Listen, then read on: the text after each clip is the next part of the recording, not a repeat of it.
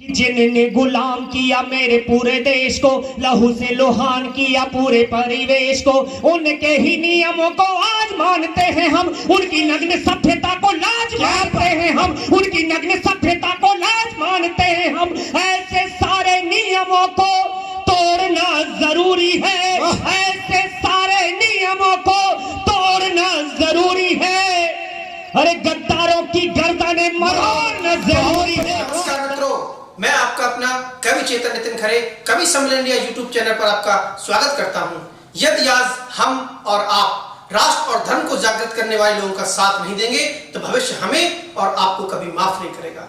इसलिए आपसे निवेदन करता हूं कि आइए राष्ट्र, धर्म, साहित्य, संस्कार, शुचिता और समाज को समर्पित आपका अपना यूट्यूब चैनल कवि सम्मेलन इंडिया, इसको सब्सक्राइब करें और वीडियो को सबसे पहले पाने के लिए बेल आइकन पर क्लिक करना ना भूलें। सुहानी भोर में भी जब गहन अंधियार हो जाए, अंधेरा जीत जाए, रोशनी की हार हो जाए, तब सूरज से बगावत का खुला हकदार है दीपक। सुबह को बेच दे दीपक अगर गद्दार हो जाए, सुबह को बेच दे। भाई देवेंद्र चतुर्वेदी महोबा, बहुत बहुत स्वागत है।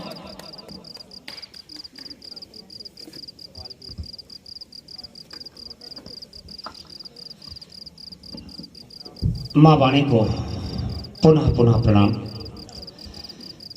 केवल 4 मिनट 28 सेकंड के लिए हम यहाँ पर आए हैं और उसके बाद अगले कवि आपके सामने होंगे।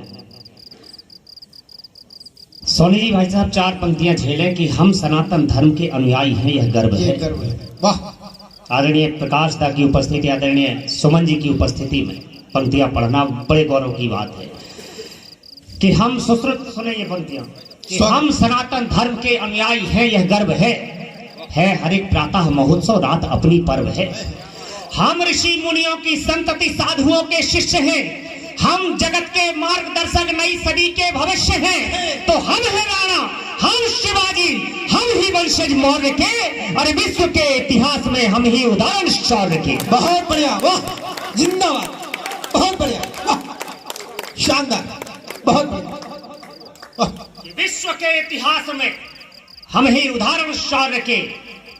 जिस देश में, जुगल जी सुने, जिस देश में विदेशी आक्रांताओं की औलादों को महान पढ़ाया जाए, जिस देश में महर्षि चाणक्य का नाम भुला दिया जाए, उस देश में लिखना पड़ता है कि हम चरक हैं, हम पतंजलि, हम महर्षि कणाद हैं। देव भाषा में हुए हम देवों के संवाद हैं। तो हम तो भोलों को हैं, भोले चंचलों को हम चतुर हैं। हम हैं विष्णु गुप्त, हम ही नीति में ज्ञानी विदुर हैं। तो नए युग के हम शहंशाह, युवजनों के प्राण हम हैं। अरे गौरियों के पक्ष भेदक शब्द भेदी बाण हम। बहुत बढ़िया, जिंदाबाद, वाह, शानदार, बहुत बढ़िया, बहुत बढ़िया, वाह। गौरियों के पक्ष भेदक शब्द भेदी बाण हम हैं। अभी श्री राम की स्तुति हो रही थी, हमने देखा कि भगवान श्री राम से क्या मांगा जा रहा है। हमने ये मांगा कि हे राम लला दशरथ नंदन तुलसी के माथे के चंदन। हे राम लला, हे राम लला दशरथ नंदन तुलसी के माथे के चंदन। दुनिया करती है अभिनंदन तुमसे मेरा इतना वंदन कि जब तलक भरत के भ्रात प्रेम का हर भाई को भान रहे, तब तक दुनिया में सबसे आगे मेरा हिंदुस्तान रहे। बहुत बढ़िया, वाह, बहुत शानदार, वाह। तब तक दुनिया में सबसे आगे मेरा हिंदुस्तान रहे। हमने कहा हे चक्र सुदर्शनधारी, तुम पर रत्नाकर बलिहारी।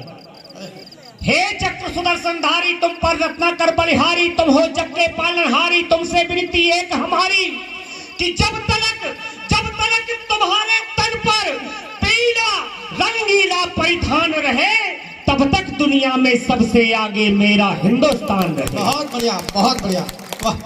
और मेरा हिंदुस्तान क्यों रहे? रोहित जी भाई साहब ये पंक्तियां सुने।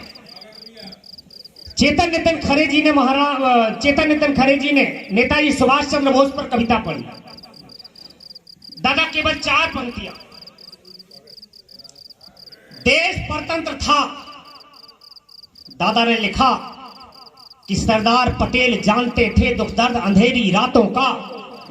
पर हमने मोल नहीं समझा उस लौह पुरुष की बातों का। वाह वाह वाह वाह वाह वाह, बहुत बढ़िया। पर हमने मोल नहीं समझा उस लौह पुरुष की बातों का। तब कहता हूं साहब कि हम गुलाम हुए। अगर अंग्रेजों की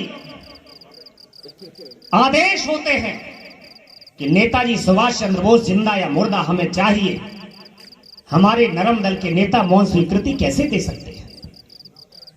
और अगर आपने मौन स्वीकृति दी तो इसका मतलब है कि नेताजी सुभाष भगोड़ा हो गए।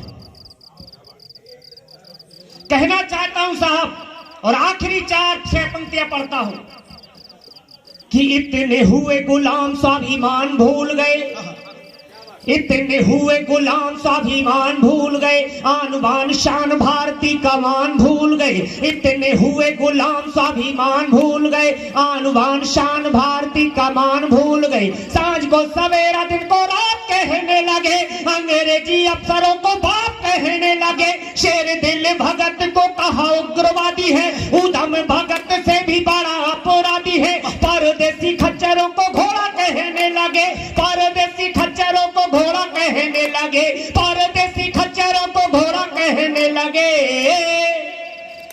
नेताजी सुभाष को भगोड़ा कहने लगे, नेताजी सुभाष को भगोड़ा कहने लगे, नेताजी सुभाष को भगोड़ा कहने लगे।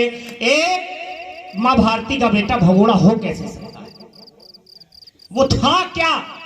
कहना चाहता हूं, उड़ीसा की माटी पे जन्म सपूत था, मानवों के रूप में वो आया देवदूत था। उड़ीसा की माटी पे संतोष जी भाई का विशेष आशीर्वाद आपका कि उड़ीसा की माटी पे जन्म सपूत था, मानवों के रूप में वो आया देवदूत था। बुद्धि लब्धि में करोड़ मानवों पे भारी था, मेरा मानना है कि सुभाष अवतारी था, जिसे प्राणों से भी ज्यादा भारती से प्यार था। भारत के कण कण पर अधिकार था, भारत की मुक्ति में वो रोड़ा कैसे हो गए? नेताजी सुभाष फिर भगोड़ा कैसे हो गए? नेताजी सुभाष फिर भगोड़ा कैसे हो गए?